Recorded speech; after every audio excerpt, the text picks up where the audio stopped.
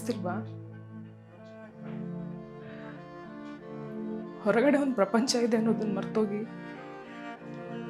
ನೀನೇ ನನ್ನ ಪ್ರಪಂಚ ಅಂತ ಅನ್ಕೊಂಡೆ. ಹಂಗೆ ಬದುಕ್ದೆ.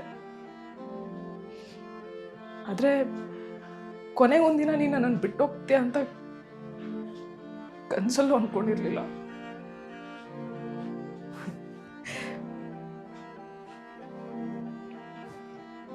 ನೀನಿಲ್ದೇ ಇರೋ ಜೀವನ ತುಂಬಾ ಕಷ್ಟ ಅನಿಸ್ತಿದೆ.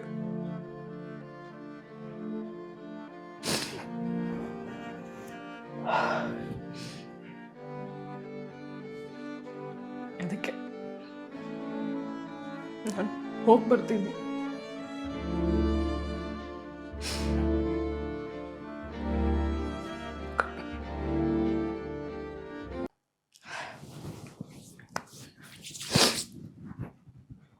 ನೀನು ನನ್ನ ಬಿಟ್ಟೋಗ್ತೀಯ ಅಂತ ಕನ್ಸಲ್ಲೂ ಅನ್ಕೊಂಡಿರ್ಲಿಲ್ಲ.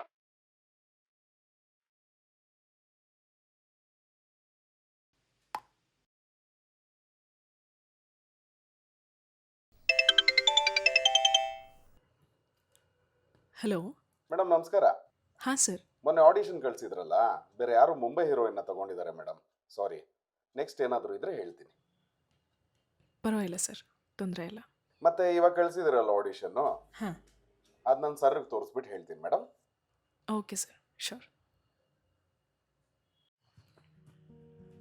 ಹಾಯ್, ನನ್ನ ಹೆಸರು ಅಶ್ವಿನಿ. ನಾನೊಂದು ಆರ್ಟಿಸ್ಟ್, ಸಾರಿ ಸ್ಟ್ರಗ್ಲಿಂಗ್ ಆರ್ಟಿಸ್ಟ್. ಒಳ್ಳೆ ಆ್ಯಕ್ಟರ್ ಆಗಬೇಕು ಅನ್ನೋದು ಚಿಕ್ಕವಾಗಿಂದ ನನಗಿರೋ ಒಂದೇ ಒಂದು ಕನಸು. ಕಳೆದ 8 ವರ್ಷಗಳಿಂದ ಒಂದು ಒಳ್ಳೆ ಅವಕಾಶಕ್ಕಾಗಿ ಪ್ರಯತ್ನ ಮಾಡ್ತಾನೇ ಇದ್ದೀನಿ. ನೋಡಿದ್ರಲ್ಲ, ದಿನ ಆಡಿಷನ್ ಕಳಿಸೋದು. Sorry madam, better luck next time ಅಂತ ಕೇಳಿಸ್ಕೊಳ್ಳೋದು. ಇದೇ ನನ್ನ ದಿನಚರಿ. ದೊಡ್ಡೋರು ಹೇಳ್ದಂಗೆ ಅದೆಷ್ಟೇ ಟ್ಯಾಲೆಂಟ್ ಇದ್ದರೂ ಸೂಜಿ ಮೊಣೆ ಅಷ್ಟಾದರೂ ಅದೃಷ್ಟ ಇರಬೇಕಂತೆ. ಅದು ನನಗಿಲ್ಲ ಅನಿಸುತ್ತೆ.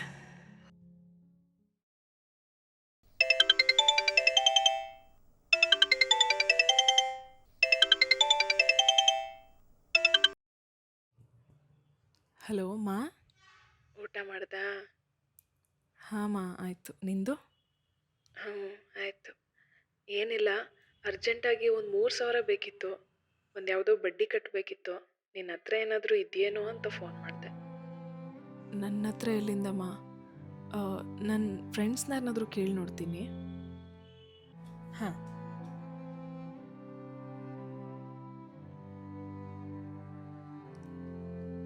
ಹಲೋ. ಹಾಂ, ನಂದಿನಿ, ಒಂದು 3,000 ಏನಾದರೂ ಇಟ್ಟಿದೆಯಾ? ಹಲೋ. ಹಾಂ, ಒಂದು 3,000 ಏನಾದರೂ ಇಟ್ಟಿದೆಯಾ? Okay, no problem.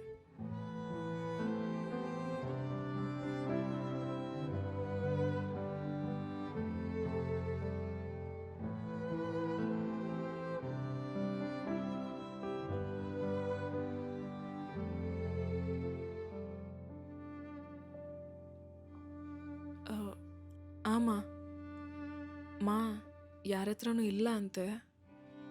ಸರಿ ಸರಿ, ನಾನು ಬೇರೆ ಎಲ್ಲಾದರೂ ಕೇಳ್ತೀನಿ ಬಿಡು. ನೀನೇನು ಯೋಚನೆ ಮಾಡಬೇಡ. ಸರಿಮ್ಮ. ಅಮ್ಮ, ನಮ್ಮದೊಂದು ಮಿಡಲ್ ಕ್ಲಾಸ್ ಫ್ಯಾಮಿಲಿ. ನಾವು ಚೆನ್ನಾಗೇ ಬದುಕಿದ್ವಿ ಒಂದು ಕಾಲದಲ್ಲಿ. ಆದರೆ ಸದ್ಯಕ್ಕೆ ಮಾತ್ರ ಸಾಲದಲ್ಲಿ ನಡೀತಿದೆ ಮನೆ. ಅಪ್ಪ ರಿಯಲ್ ಎಸ್ಟೇಟ್ ಏಜೆಂಟ್, ಗೊತ್ತಲ್ಲ. ಒಂದು ಸರಿ ದುಡ್ಡಿನ ಸುರಿಮಳೆ ಆದರೆ ಇನ್ನೊಂದು ಸರಿ 100 ರೂಪಾಯಿಗೂ ಹುಡುಕಾಡೋ ಪರಿಸ್ಥಿತಿ. ಅಮ್ಮ ಎಷ್ಟೇ ಕಷ್ಟ ಇದ್ದರೂ ಯಾವತ್ತೂ ನನ್ನ ಕೇಳ್ದೋರಲ್ಲ. ಬಟ್ ಕೇಳಿದ ಒಂದೇ ಒಂದು ಸತಿ ನನ್ನ ಕೈಯಲ್ಲಿ ಏನೂ ಮಾಡೋಕ್ಕಾಗಿಲ್ಲ. ಈಸಿಯಾಗೇನೋ ಹೇಳಿಬಿಟ್ಟೆ. ಆದರೆ ಅಪ್ಪ ಅಮ್ಮನ ಏನೂ ಕಷ್ಟಗಳಿಲ್ಲದೆ ಕೂರಿಸ್ಬಿಟ್ಟು ನೋಡ್ಕೊಳ್ಳೋ ವಯಸ್ಸಲ್ಲಿ ನನ್ನ ಕೈಯಲ್ಲಿ ಅವ್ರಿಗೇನೂ ಸಹಾಯ ಮಾಡೋಕ್ಕಾಗ್ತಿಲ್ವಲ್ಲ ಅನ್ನೋ ನಿಜ ಆಚೆ ಕಾಣಿಸಲ್ಲ, ಬಟ್ ಒಳಗಡೆ ತಿಂದಾಗ್ತಿದೆ.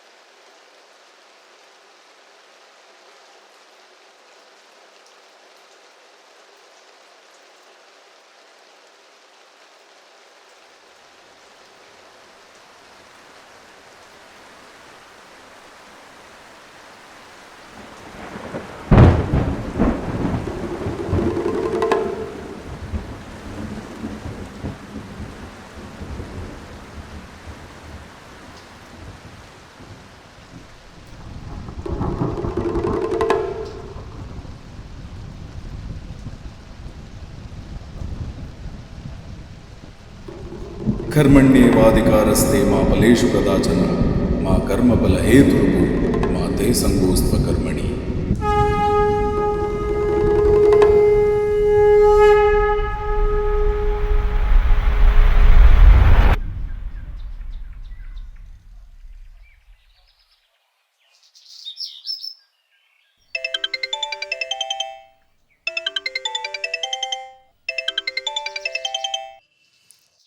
ಅಮ್ಮ.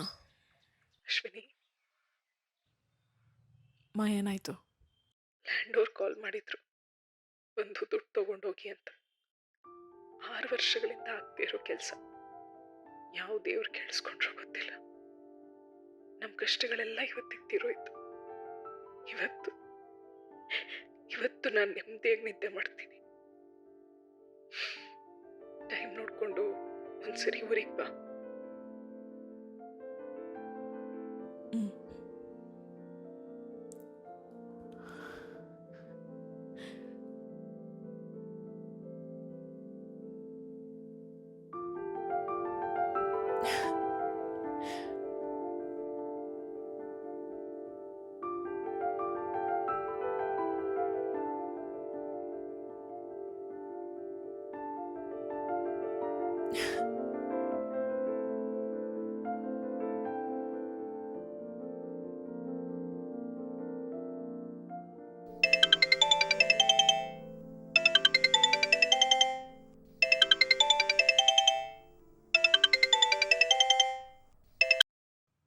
ಹಲೋ.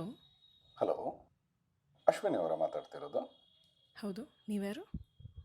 ನಾನಮ್ಮ, ದಿಗಂತರಾವ್. ಯಾವ ದಿಗಂತ್ರ? SSP director. ಸರ್ ಸರ್ ಹೇಳಿ. ಈಗ ತಾನೇ ನಿಮ್ಮ ಆಡಿಷನ್ ನೋಡಿದೆ ಅಶ್ವಿನಿ, ತುಂಬ ಚೆನ್ನಾಗಿ ಮಾಡಿದ್ದೀರಾ. ಗುಡ್. ಸರ್, ನಾನು ಅಪ್ಕಮಿಂಗ್ ಫಿಲಮಲ್ಲಿ ನಿಮ್ಮನ್ನು ಕಾಸ್ಟ್ ಮಾಡೋಣ ಅಂದ್ಕೊಂಡಿದ್ದೀನಿ. ಇಫ್ ಪಾಸಿಬಲ್ ನಾಳೆ ಒಂದ್ಸತಿ ಆಫೀಸಿಗೆ ಬನ್ನಿ, ಸ್ಕ್ರೀನ್ ಟೆಸ್ಟ್ ಮಾಡೋಣ. Okay? Sure sir, sure. What?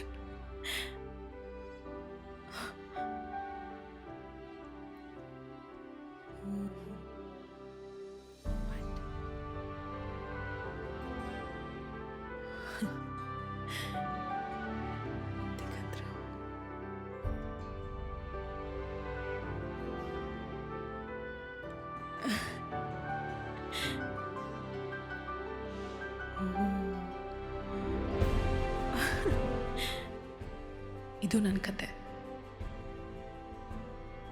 ಅವತ್ತು ರಾತ್ರಿ ಏನಾಯಿತು ಅಂತ ನಂಗೆ ಗೊತ್ತಿಲ್ಲ, ಆದರೆ ಏನೋ ಆಯಿತು. ಅದು ದೇವ್ರ, ಮಾಯೇನ, ಅದೃಶ್ಯನ ಒಂದು ಗೊತ್ತಾಗ್ತಿಲ್ಲ. ಒಂದಂತೂ ನಿಜ, ಸಮಯ ಯಾವಾಗಲೂ ಒಂದೇ ಥರ ಇರಲ್ಲ, ಬದಲಾಗೋದು ಅದ್ರ ಸ್ವಭಾವ. ಹಾಗಾಗಿ ನಂಬಿಕೆ ಕಳ್ಕೊಬೇಡಿ, ಕೀಪ್ ವರ್ಕಿಂಗ್ ಹಾರ್ಡ್. ಕೊನೆಯದಾಗಿ ಒಂದು ಮಾತು,